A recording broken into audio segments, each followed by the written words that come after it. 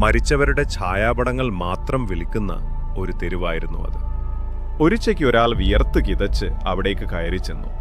അയാൾ ആദ്യമായിട്ടാണ് അവിടെ വരുന്നത്. അയാളുടെ അമ്പരപ്പിൽ നിന്നും കച്ചവടക്കാർക്കത് മനസ്സിലായി.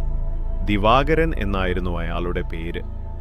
തൻ്റെ മരിച്ചുപോയ അച്ഛൻ്റെയും അമ്മയുടെയും ചിത്രങ്ങൾ വാങ്ങാനാണ് അയാൾ എത്തിയിരിക്കുന്നത്. പലയിടത്തും അന്വേഷിച്ചിട്ടും ആ ചിത്രങ്ങൾ അയാൾക്ക് കിട്ടിയില്ല.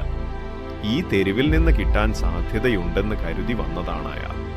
ഇത് പറഞ്ഞപ്പോഴേക്കും അയാൾ തളർന്നിരുന്നു.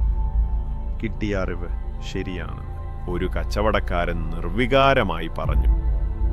കച്ചവടക്കാർ ദിവാകരനെ സഹായിക്കാമെന്നേറ്റു. തെരുവിലെ എല്ലാ ഛായാപടവും പരിശോധിക്കാനുള്ള അനുവാദം അവർ അയാൾക്ക് നൽകി. ചിത്രങ്ങളുടെ സംഖ്യ ദിവാകരനെ ഭയപ്പെടുത്തി. ആദ്യത്തെ കടയിൽ അയാൾ വിപുലമായ തിരച്ചിൽ നടത്തി. എന്നാൽ ആവശ്യമുള്ള ചിത്രങ്ങൾ കിട്ടിയില്ല. അയാൾ അടുത്ത കടയിലേക്ക് നടന്നു. രണ്ടാമത്തെ കടയിലും ദിവാകരന് ആവശ്യമുള്ള പടങ്ങൾ കിട്ടിയില്ല. ഏതെങ്കിലും പടങ്ങൾ പോരെ എന്ന കടക്കാരന്റെ ചോദ്യത്തിന്, എനിക്ക് വേണ്ടപ്പെട്ടവരുടെ പടങ്ങളാണ് ഞാൻ തിരയുന്നത്, കണ്ടവന്റെയൊന്നും പടം എനിക്ക് ആവശ്യമില്ല, അയാൾ മറുപടി നൽകി. വേണ്ടപ്പെട്ടവരുടെ ചിത്രങ്ങൾ കണ്ടാൽ തിരിച്ചറിയാൻ കഴിയുമെന്ന് എന്താണ് ഉറപ്പ് എന്ന മൂന്നാമത്തെ കടക്കാരന്റെ ചോദ്യം ദിവാകരനെ ചെറുതായി കുഴക്കി. 10,000-കണക്കിന് ചിത്രങ്ങൾ ഒരു മധ്യാഹ്നം കൊണ്ട് പരിശോധിച്ചു. കണ്ടുകണ്ട് ഏതാണ്ട് എല്ലാ പടങ്ങളും ഒരേപോലെയാണെന്നു വരെ അയാൾക്ക് തോന്നിത്തുടങ്ങി. സന്ധ്യയായപ്പോൾ 16-ാമത്തെ കടയിൽ നിന്ന് വെറും കൈയോടെ ദിവാകരൻ ഇറങ്ങി.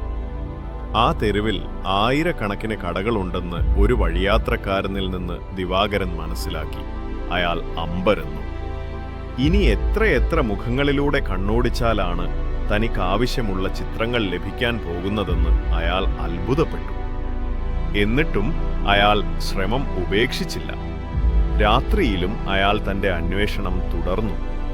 പ്രകാശത്തിൻ്റെ കബളിപ്പിക്കലിനെ അതിജീവിച്ച് ആവശ്യമുള്ള ചിത്രങ്ങൾ കണ്ടെത്തണമെന്ന് അയാൾ മനസ്സിലുറപ്പിച്ചു. ഛായാചിത്രങ്ങളുടെ സമുദ്രം തന്നെ പിന്നിട്ടതുകൊണ്ട് തനിക്കാവശ്യമുള്ള മുഖങ്ങൾ ഏതെന്ന് കുറേശ്ശെ മറന്നു തുടങ്ങിയിരുന്നത് അയാളെ ഭയപ്പെടുത്തി.